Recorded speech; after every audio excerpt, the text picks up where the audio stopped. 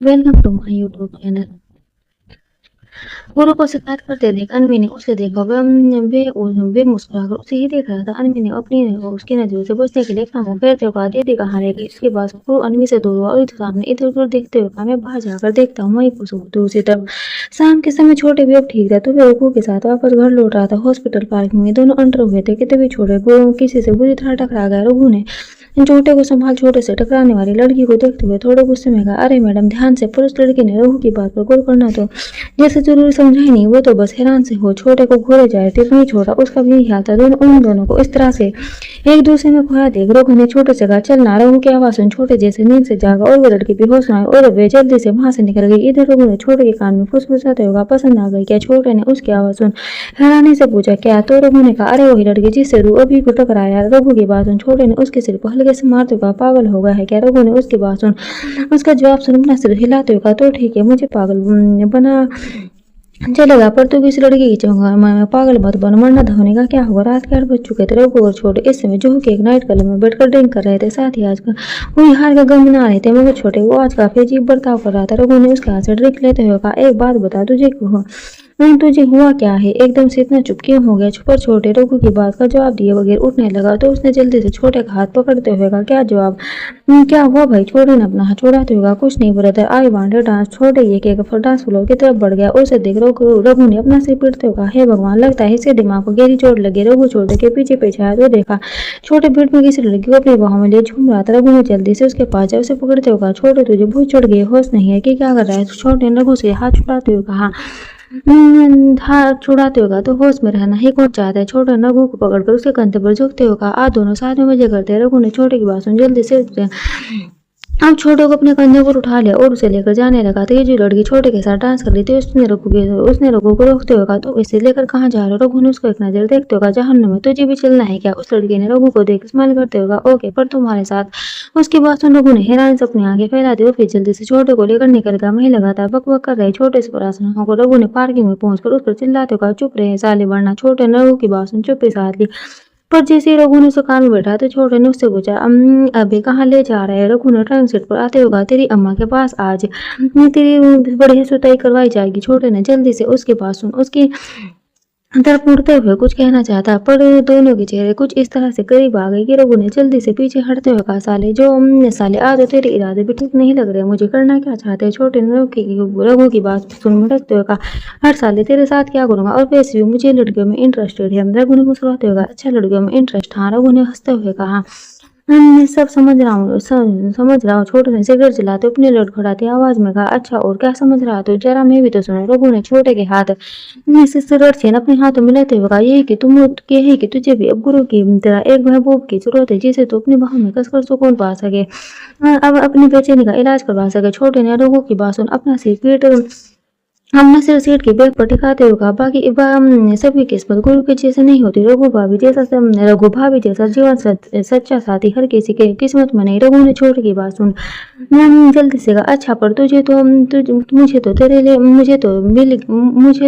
मिल गया, बस तुझे नहीं दिख रहा था या तू फिर देखना नहीं चाहता। छोटे ने अपनी आंखें बंद करते हुए कहा, तू गाड़ी स्टार्ट कर रहा है या मैं बोल। रघु रात 9 बजे तक रघु और छोटे दोनों वो छोड़ में वापस आ गए थे। छोटे की बातों से रघु समझ गया था कि कोई तो था जो छोटे को परेशान कर रही थी, पर क्या ये उसकी समझ में नहीं आ। तो उसने सोचा कि चलो जब वे सुबह ही छोटे से पूछेगा। तेज बारिश हो रही थी और छोटे के सिर पर चोट लगी हुई थी। इस वजह से रघु ने कार लाकर सीढ़ियों के सामने रोकते हुए छोटे से कहा, तो चल मैं गाड़ी लगा कर आया। छोटे ने समय था पर खुद को संभालते हुए ऊपर अपने रूम के सामने जाम खड़ा हुआ। उसने रूम खोलना चाहा पर वे अंदर से बंद था। रूम को अंदर से बंद पाकर छोटे ने समझ में लेने की धौनी अंदर है।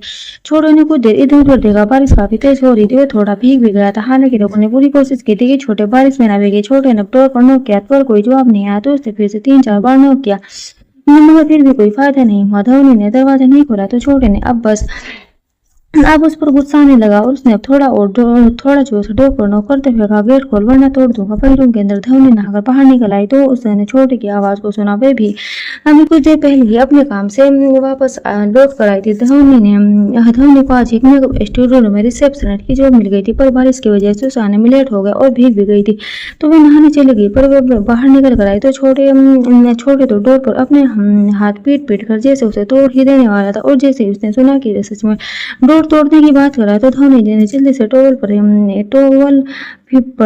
टॉवल पर ही वहां पड़ी छोटे की शर्ट को पहन लिया और जल्दी से जाकर डोर ओपन किया। वह हमें जैसे ही डोर खोला तो छोटे ने धोनी पर चिल्लाते हुए कहा, क्या कर रही हो? वो उसके आगे कुछ ना कह सका। धोनी को ऊपर से नीचे तक देखो जैसे वो बेजुबान हो गया था। धोनी केवल उसकी शर्ट पहने उसके सामने खड़ी कांप रही थी, भीगी हुई थी। उसके चांद से चेहरे पर उसके कुछ भीगे बाल चिपके हुए थे। उसकी नजर झुकी हुई थी। छोटे ने उसे देख खाली में उसकी तरफ अपने कदम बढ़ाए तो धोनी ने डर से ठेठक कर अपने कदमों को पीछे खींच लिया। पर छोड़ इतने पर ही नहीं रुका। वो उसके पीछे हटकर उसके करीब आया और इसी तरह वो अब रूम के अंदर आ गया था। उसे अपने इतने करीब देख धोनी ने अपना थूक भटकते हुए कहा, सॉरी मैं नहा रही थी। ये कहते हुए भी धोनी की नजर झुकी हुई थी। जिस हाल में वे छोटे के सामने थी इस सब में वे शर्म से भर गई थी। पर वे क्या करती? छोटे डोर पर लगातार नोक किया जा रहा था।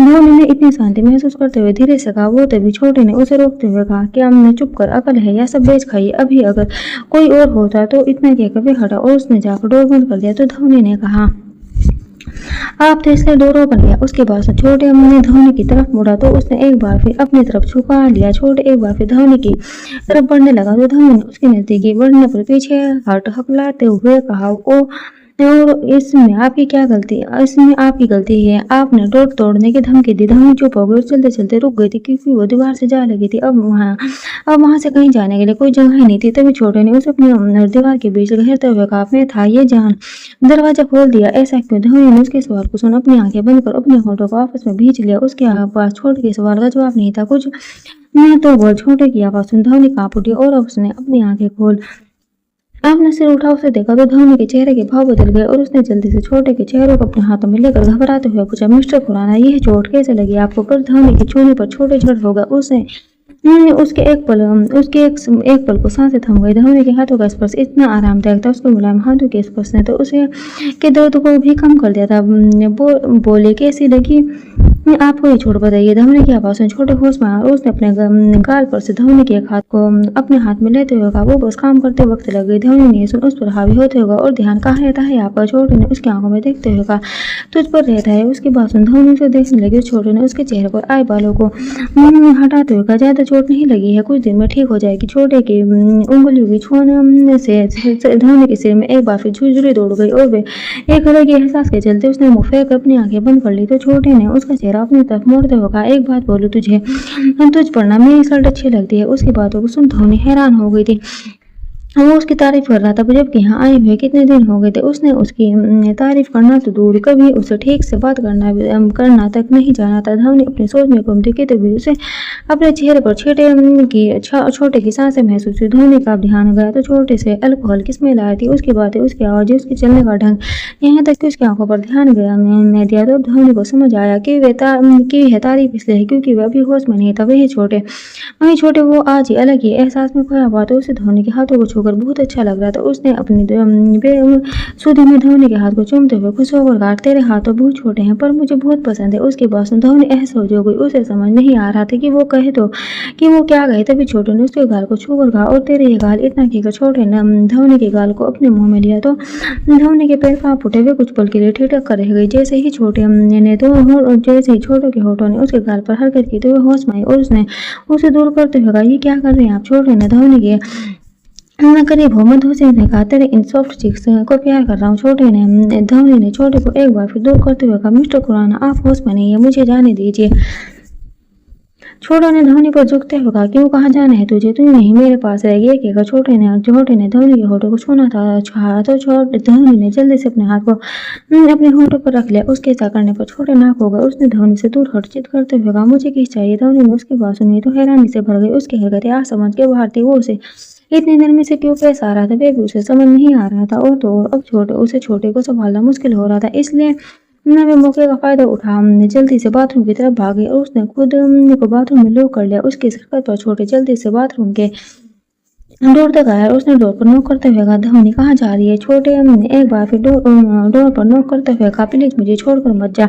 अच्छा मैं तुझ पर गुस्सा भी नहीं करूंगा, प्लीज धोनी वापस आ जाए। धोनी ने उसकी आवाज सुन अंदर से ही उसे जवाब देते हुए कहा, नहीं पहले आप यहाँ मैं ऐसे चाहिए। छोटू ने उसकी आवाज़ सुना, मना करते हुए कहा, नहीं मैं नहीं जाऊँगा, वे तुम मुझसे नाराज़ है ना। धवनी ने मना करते हुए कहा, नहीं मैं नहीं हूँ आपसे नाराज़, अब आप जाइए, बहुत रात हो गई। छोटे ने मना करते हुए कहा, नहीं मैं नहीं जा रहा, तो पहले तू बाहर आ, मुझे तू दिख नहीं रही है। धवनी अब शांत हो गई, उसे समझ नहीं आता कि वे छोटे को कैसे यहाँ से बाहर भेजे। एक तो वे जल्दी जल्दी में कपड़े भी नहीं पहन पाई, वरना गुरु या रघु को बुला लेती, और ना तो फोन था कि कॉल ही कर देती। अपनी सोचने को धवनी की आंखों में अब नमी आने लगी थी। तभी कुछ गिरने की आवाज़ सुनी, घबरा गई। उसने डोर पर हाथ रखते हुए छोटे से पूछा, मिस्टर खुराना आप ठीक तो है? नहीं धवनी ने, नहीं धवनी मेरे सिर में बहुत दर्द हो रहा है। छोटे की आवाज़ सुन धवनी अब परेशान हो गई। उसने जल्दी से डोर खोला और बाहर निकल कर आई थी कि रूम में अंधेरा देख ठिठक गई। तभी किसी ने उसे उसकी कमर से पकड़कर खींच लिया। धवनी चिल्लाई, पर अगले ही पल छोटे ने उसका मुंह अपने हाथों से दबा दिया और हंसते हुए बोला, तेरे को बुद्धू बना दिया मैंने। धवनी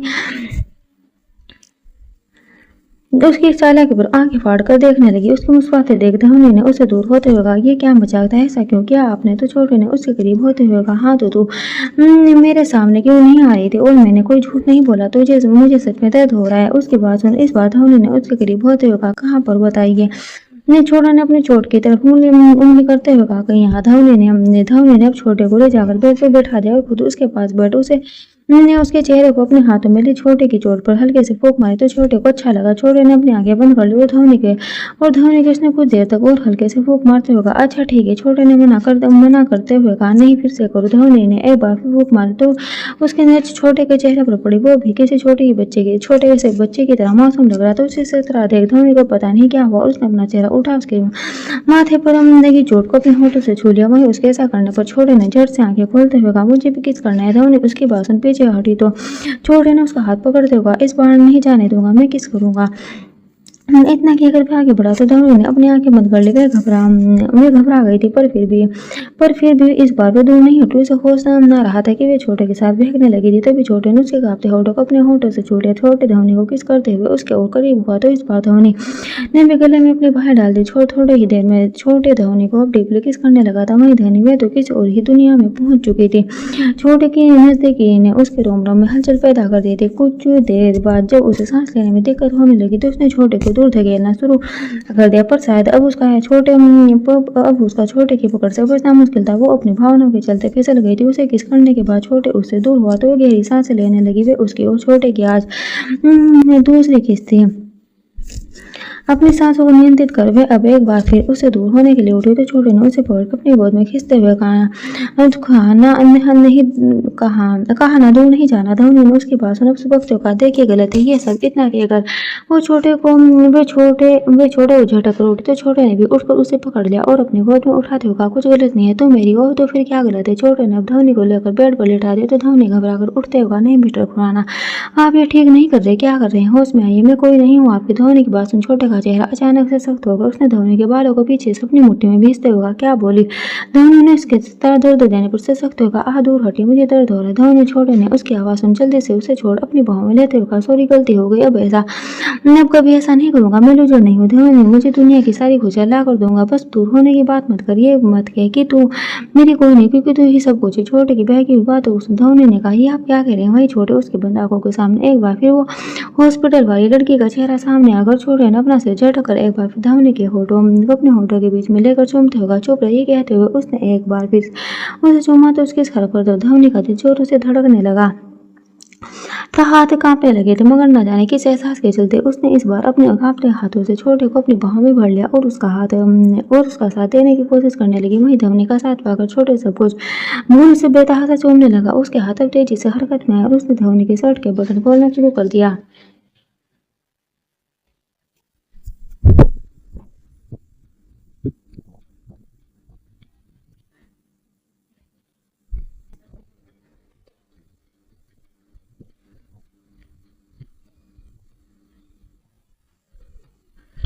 दोनों की आंखें इस समय बंद थी कि तभी छोटे ने अपनी आंखें खोल पार करनी से आती चांद की रोशनी में धवनी के चेहरे को देखा और फिर मुस्कुराकर उसके सिर को चूमते हुए जय सूर्य। धवनी ने उसकी बात सुन अपनी आंखें खोल उसे देखा तो उसने उसके गाल सहलाते हुए कहा, कान में फुसफुसाकर कहा, एक बार फिर दर्द दे रहा हूँ। धोनी को उसकी बात समझ नहीं आई और ये बात चोट उसके चेहरे पर आई। अजीब भाव को देख समझ गया तो उसने शरारत से धोनी के कान को चूमते हुए धीरे से कहा, नहीं समझी, अभी समझ जाओगी।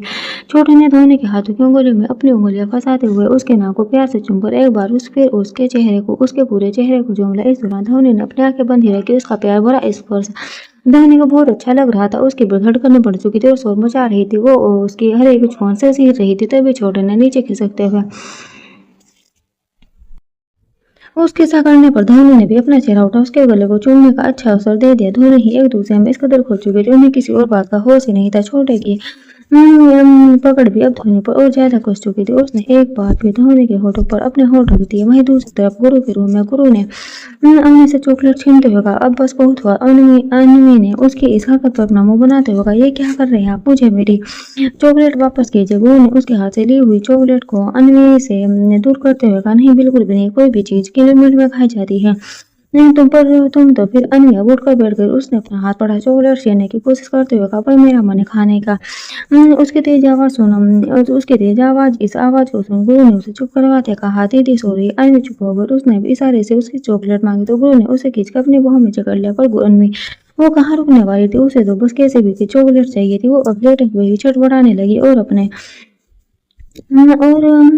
हाथ चलाने लगी। चॉकलेट छीनने की कोशिश में कब वो गुरु के ऊपर चढ़ गई। उसे कुछ होश न था। वहीं गुरु वो उसकी हरकतों को देख हंसने लगा। दोनों इस समय एक दूसरे कितने करीब थे कि अन्वी का सीना गुरु के सीने से बार बार टकरा रहा था। अन्वी को एहसास नहीं था मगर गुरु उसके तो जैसे अन्वी की करीबी से पूरी शरीर में खून तेजी से दौड़ने लगा था। गुरु ने एक चॉकलेट एक तरफ फेंक अपने हाथ से जल्दी से अन्वी की कमर को पकड़ लिया। पर गुरु के चॉकलेट फेंकने पर अन्वी ने उस पर गुस्सा करते हुए कहा, यह क्या है। तभी गुरु ने उसके होठों अपने होठों को उसका मुंह बंद कर दिया और इस वजह से अन्वी की आवाज उसके गले में घुट कर रह गई। थोड़ी देर बाद गुरु ने उसे छोड़ा तो अन्वी जल्दी से उसके ऊपर से हट अपनी जगह पर लेट गई। गुरु उसके लाल पड़ चुके चेहरे को देखे एक बार फिर धीरे से हंसने लगा तो अन्वी ने उसके सीने पर मारते हुए कहा, आप बहुत ही बेहूदा है। गुरु ने अन्वी का हाथ पकड़ते हुए कहा, अच्छा, इसमें क्या बेहूदा था, बताइए जरा, क्या अपनी बीवी को किस करना बेहूदा होता है। अन्वी ने मुंह बनाते हुए कहा, हाँ तो दीदी है ना, और आपको कोई शर्म ही नहीं। गुरु ने उसको अपने पास खींचते हुए कहा, अच्छा, जैसे बस तुम्हें ही पता है, एक तो खुद तब से शोर मचाकर दीदी की नींद खराब कर रही हो और फिर उल्टा मुझे ही सुना रही हो। असल में आज बारिश होने की वजह से दोनों बालकनी की बजाय रूम में ही किचन में नीचे बिस्तर लगाकर लेटे हुए थे। वहीं दीदी वो बेड पर ही थी। वो दीदी को अच्छा नहीं लग रहा था उन दोनों के बीच आना, पर अब क्या क्या जा सकता था। वे चाहती तो अपने गाँव वापस लौट कर जा सकती थी, पर वे गुरु को अपने साथ ले जाना चाहती थी। उन इसके अलावा भी एक बड़ा कारण यह था कि वे गौरव को यानी अपने पति के जुड़े सभी सवालों के जवाब अकेले देने से डर रही थी। उन्हें डर लग रहा था कि वे कैसे अपने पापा को गौरव की सच्चाई बताएगी, क्या कहेगी सबसे। वहीं गुरु और मम्मी को तो बस इस समय खुश हो अपने प्यार को उन पलों को खूबसूरत बना रहे थे। भले जगह कम थी पर दोनों साथ थे। इन वक्त इतना काफी था उन दोनों के लिए। अन्वी ने गुरु के गले लगे हुए उससे सवाल किया, सच में सिवा भाई जाने। गुरु ने उसकी बात सुन अपनी आंखें बंद किए हुए अपना सिर हिला दिया। उसने अन्वी को आज सारी सच्चाई बता दी थी, यहाँ तक कि अब वे पुलिस के लिए काम कर रहे हैं। अन्वी ने एक बार फिर आपको क्यूरियस होकर उससे पूछा, अब जब आप पूरा दिन अभिनव और वाणी के साथ रहते हैं तो आपकी नौकरी का क्या। गुरु ने उस पर अपनी आंखें खोली। अन्वी को देखते हुए छोड़ दी, क्योंकि मिस्टर शाह ने कहा था कि वे मुझे जो पैसे दे रहे हैं वे मेरी मेहनत और ईमानदारी की कमाई हुई है। उन्होंने मुझसे कोई गैर कानूनी काम करवाया ही नहीं। अन्वी उसके बाद सुन मुस्कुरा दी। उसने गुरु के गले लगते हुए कहा, मिस्टर साहब बहुत ही अच्छे इंसान हैं, पर वे अपनी बेटी को क्यों नहीं समझाते। गुरु ने अन्वी के बालों को सहलाते हुए कहा, समझाएंगे, मैं बात करूंगा उनसे, बस पहले वे सब निपटा दूं, फिर तुम्हें भी उनसे मिलवाऊंगा। अन्वी ने हाँ में सिर हिला दिया और फिर धीरे से बोली, हाँ, पर मुझे वाणी अच्छी नहीं लगती। गुरु ने उसके सिर को चूमते हुए कहा, ठीक है,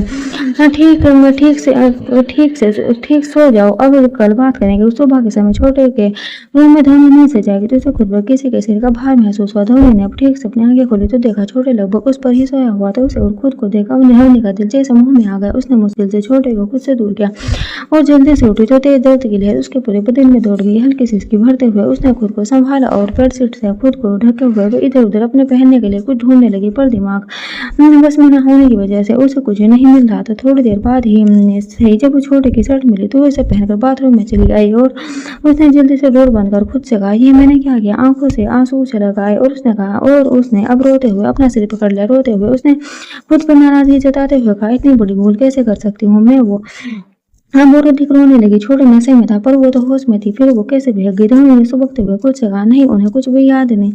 नहीं, कहीं उन्हें कुछ याद ही नहीं रहा। तो मैं क्या कहूँगी? कैसे बोलेंगे? अपने दिल पर हाथ रख। वो कुछ देर तक और रोती रही। फिर अपने आंसू पोंछे उसने खुद को तसल्ली देते हुए कहा, नहीं, ऐसा कैसे? ये याद नहीं रहेगा उन्हें, सब ठीक हो, उन्हें सब याद होगा। He told me clearly that he likes me. जो हुआ वो प्यार था। I love you, I too love him ना। ये कहते हुए उसने जल्दी सांस पोंछे उठकर नहाने के लिए आगे बढ़ गई। हमने खुद को समझा तो लिया था पर फिर भी उसके डर ने उसे संभालने का मौका नहीं दिया था। डर था छोटे की नींद से उठने का, डर था कि वे कैसे सामना करेगी इसका। कुछ देर बाद वे नहाकर रेडी हो गई। जल्दी से रूम से बाहर निकल अन्वी के पास गई तो अन्वी ने उसे देखते हुए पूछा, कहाँ थी तुम? पर फिर उसके मुझे चेहरे उसकी सूजी आंखों को देख अन्वी ने उसके पास आते हुए पूछा, धवनी कुछ हुआ है क्या? तो धवनी ने उसे अपनी नजर चुराते हुए कहा, नहीं, सब कुछ ठीक है। उसकी बात सुन अन्वी का मन नहीं माना। पर फिर उसने उसका हाथ झटक पकड़ते हुए पूछा, अच्छा वैसे आनंद बता रहा था कि तुम्हें जो मिल गई। धवनी ने ये सुन एक नजर रूम में दौड़ाई तो देखा गुरु रघु और आनंद नाश्ता कर रहे थे। उसने अन्वी के सवाल का जवाब देना चाहता कि तभी अन्वी का फोन बजने लगा। वो फोन उठाने चली गई। उसने कॉल पिक नहीं किया तो अगले ही पर उसने हैरानी से तेज आवाज में कहा, क्या? उसकी आवाज सुन सभी उसे देखने लगे। वहीं गुरु जल्दी से उसके पास आया और उसने अन्वी से फोन लेते हुए कहा, क्या हुआ? अन्वी ने गुरु को देख घबराते हुए कहा, वो मेरी दोस्त प्रीति कल से घर नहीं आई। अन्वी की बात सुन रघु ने जल्दी से पूछा कि ये क्या कह रही है भाभी? अन्वी ने हाँ में सिर हिला दिया। वहीं अब गुरु ने जल्दी से फोन अपने कान पर लगा लिया। सभी परेशान हो गए थे। अन्वी के फोन पर इस समय शैलेश जी का कॉल आया हुआ था। गुरु उनसे बात करने लगा। वहीं गुरु वो प्रीति को कॉल करने लगा था। धवनी ने अन्वी को परेशान होते देख उसे संभालते हुए कहा, अन्वी टेंशन मत लीजिए, सब ठीक होगा। धवनी ने इतना कहा ही था कि तभी छोटे वहां आया। उसे देख धवनी खुद हड़बड़ा गई। वह छोटे ने उस पर गुर करने की बजाय परेशान से दिख रहे। रघु से पूछा, क्या हुआ? तेरा मुंह क्यों लटका हुआ है? रघु ने अपना फोन गुस्से में फेंकते हुए कहा, मना किया था कितनी बार, नहीं गलती की बगैर तो सुधरना ही नहीं। उसे भटकते हुए देख अन्वी ने गुरु के बाजू को पकड़ लिया। गुरु ने शैलेश जी से बात कर कॉल एंड किया तो अन्वी ने भी पहले रघु ने गुरु से पूछा, क्या कहे थे मास्टर जी? गुरु ने रघु को देखते हुए कहा, उसकी फैमिली बहुत परेशान है। वे कल सुबह होटल के निकली थी और बस अब तब से घर लौट कर नहीं। उन्हें लगा कि शायद अन्वी के साथ हो, इसलिए अन्वी को फोन किया क्योंकि उसका रघु ने ये सुन जल्दी से कहा, उसका फोन तो बंद आ रहा है। गुरु ने हाँ कहा तो रघु ने जल्दी से रूम से बाहर निकलते हुए कहा, मैं जानता हूँ कि वे कहाँ हो सकते हैं। तो गुरु रघु के पीछे पीछे गया और उसने उसे रोकते हुए कहा, मैं भी जानता हूँ कि वे कहाँ है, पर मेरी बात सुन, मुझसे काम ले। और सबसे पहले अभिनव से बात करने थे। रघु ने परेशान होते हुए कहा, जो करना है जल्दी कर, गुरु देर नहीं कर होनी चाहिए। गुरु ने हाँ में सिर हिलाया और जल्दी से अभिनव को कॉल करने लग गया। वही छोटे ने उसके पास आते हुए कहा, मुझे कुछ समझ नहीं आ रहा कि आखिर बात क्या है। उसकी बात सुन रघु ने छोटे को सब कुछ बताया तो छोटे ने गुस्से में भड़कते हुए कहा, इसलिए कह रहा था कि मैं सीधे उसे गोली से भून डाला। वे जिंदा रहने लायक नहीं और मौत से बेहतर उसके लिए कोई सजा नहीं है। रघु ने उसकी बात सुन अपनी आंखें बंद करते हुए कहा, मुझे नहीं पता छोटे, पर अगर उसने मेरी पीड़ित को कुछ कहा तो मैं उसे जिंदा जला दूंगा। तभी गुरु वहां आया और उसने रघु से कहा, मेरे साथ चलो। रघु और छोटे ने एक साथ हाथ में से हिला दिया और जल्दी से अपने गन लेने के लिए अंदर कमरे में चले गए। इधर गुरु रूम में वापस आया तो अन्वी ने जल्दी से उसके पास आते हुए कहा, प्रीति मिल गई, कुछ पता चला? गुरु ने अन्वी के कंधों को पकड़ उसे अपने करीब करते हुए कहा, परेशान क्यों हो रही हो? मैं होना प्रीति को लेकर आऊंगा। गुरु ने अब अपनी दीदी को इशारा कर अन्वी को संभालने को कहा और जल्दी से अपनी टी-शर्ट और गन लेकर बाहर निकल गया। वहीं धवनी भी अब उन दोनों के रूम से निकल छोटे के रूम में आए तो वे कुछ ढूंढ रहा था। धवनी ने उसके पास जा उससे पूछा, क्या हुआ? आप कुछ ढूंढ रहे? छोटे उसकी वो आवाज सुन रुक गया और उसने देर रुक से कहा, हाँ, वो मेरी बंदूक नहीं मिली। धवनी ने सुन जल्दी से अपने बैग से उसकी गन निकाल उसे दी तो छोटे ने भड़कते हुए पूछा, इस अपने बैग में क्यों छुपाया? धवनी ने उसके चिल्लाने पर उसकी आंखों में देखते हुए कहा, कल रात में आपने इसे मेरे बैग में रखा था। छोटे उसकी बात सुन उसे देखने लगा और उसे देखते हुए उसने गन उसके हाथ से छीन ली और बाहर जाने को हुआ तो धवनी ने जल्दी से आगे बढ़ उसका हाथ अपने दोनों हाथों से पकड़ लिया। छोटे ने मुड़कर उसे देखा, इशारे से पूछा, क्या हुआ? तो उसकी नजरों से डर उसने जल्दी से उसके हाथ को छोड़ दिया। छोटा अपना सिर हिलाते वहां से चला गया तो धवनी की आंखों में आंसू भर आए। बेरी भी तो हमेशा ही उसने दिखाई थी, पर कल जो कुछ हुआ उसके बाद भी उसका यह बर्ताव अब धवनी को अच्छा नहीं लगा। वे अच्छे से जानते थे कि ऐसा हो ही नहीं सकता कि कल जो कुछ भी कुछ हुआ याद ना हो। फिर ये सब की धवनी उससे बहुत कुछ पूछना चाहती थी पर यह वक्त सही नहीं था उससे बात करने का। फिलहाल उन लोगों को प्रीति के बारे में पता पता लगाना ज्यादा जरूरत है, ये सोच धोनी ने अपने आंसू पहुंच लिया और फिर अपना बैग उठा अपने मेकअप स्टूडियो के लिए निकल गए। कल ही जो मिली थी तो उसका जाना जरूर था। वहीं गुरु छोटे और लोग पुलिस स्टेशन पहुंचे तो वहां पर मिस्टर साहे और अभिनव पहले से मौजूद थे। गुरु ने जल्दी से पास जाकर मिस्टर साहे से पूछा कुछ पता चला। उसकी बात सुन अभिनव ने कहा नहीं, जितने भी उसके फोन नंबर हमारे पास थे वे सब बन जा रहे हैं। उसकी बात सुन रघु ने भड़कते हुए कहा हम फोन बन जा रहे तो क्या हम हाथ पर हाथ धरकर हाथ पर हाथ रखकर बैठ रहे हैं? तो अभिनव ने जल्दी से कहा नहीं, हमने अपनी एक टीम भाईजान के अड्डे पर भेज दिया। मैं खुद उसके सिर पर अपनी एक टीम लेकर जा रहा हूँ। तुम दोनों के फोन को हमारी टीम ट्रैक कर रही है। क्योंकि मुझे यकीन है कि वे तुम दोनों में से किसी न किसी से कॉन्टेक्ट करने की कोशिश जरूर करेगा और जैसे ही वह कॉल करेगा हम उसके लोकेशन ट्रेस कर लेंगे। अभिनव ने आगे बताते हुए कहा उसका खेल खत्म हो गया है, वह बस मुंबई से छोड़ने की फिराक में है, इसलिए इस तरह के हथकंडे अपना रहा है। उसके बाद गुरु ने कहा 2 नंबर और मैसेज किए हैं, इस पर तो कहा इन पर भी नजर रखना, सिवा इन पर भी कॉल कर सकता है। अभिनव ने नंबर अपनी टीम को फॉरवर्ड कर दिया। ये तभी गुरु ने कहा गुरु छोटे तुम भी दोनों भी अलग अलग जगह जाकर उसे ढूंढने की कोशिश करो, मैं भी उसके नए पते पर जाकर देखता हूँ। गुरु और छोटे ने हमें से ला दिया और दोनों वहां से निकल गए। वहीं लोगों वो भी जल्दी से वहां से निकल गया। अभिनव भी मिस्टर साहे से बात कर वहां से जाने को हुआ था कि तभी प्रीति का भाई उसके पापा उसे पार्किंग में ही मिल गए। प्रीति के पापा ने अभिनव को देखो उसके पास अब घबराते हुए पूछा अभिनव बेटा प्रीति तो? अभिनव ने उसे समझाते हुए पूछा अंकल परेशान ना हो, प्रीति को कुछ नहीं होगा, मैं उसे ढूंढ नहीं जा रहा हूँ। इतना कहकर वे अपनी गाड़ी में जा बैठ रहा था। वहीं प्रीति के पापा और भाई उन्हें कुछ समझ नहीं आ रहा था, उनके तो किसी से दुश्मनी भी नहीं थे तो फिर किसने उनकी बेटी को अगवा कर लिया था। उधर कार चलाते हुए गुरु ने जल्दी से अपनी उंगलियां फोन पर रिंग चला, किसी को कॉल किया। कुछ रिंग बाद कॉल पिक हुआ तो गुरु ने हड़बड़ाते हुए कहा हेलो मैं कंचन। उधर से कंचन ने कहा जी भाई। तो गुरु ने उसकी आवाज सुन उससे पूछा कंचन कहाँ हो तुम? कंचन ने उसे बताते हुए कहा भाई तनु के साथ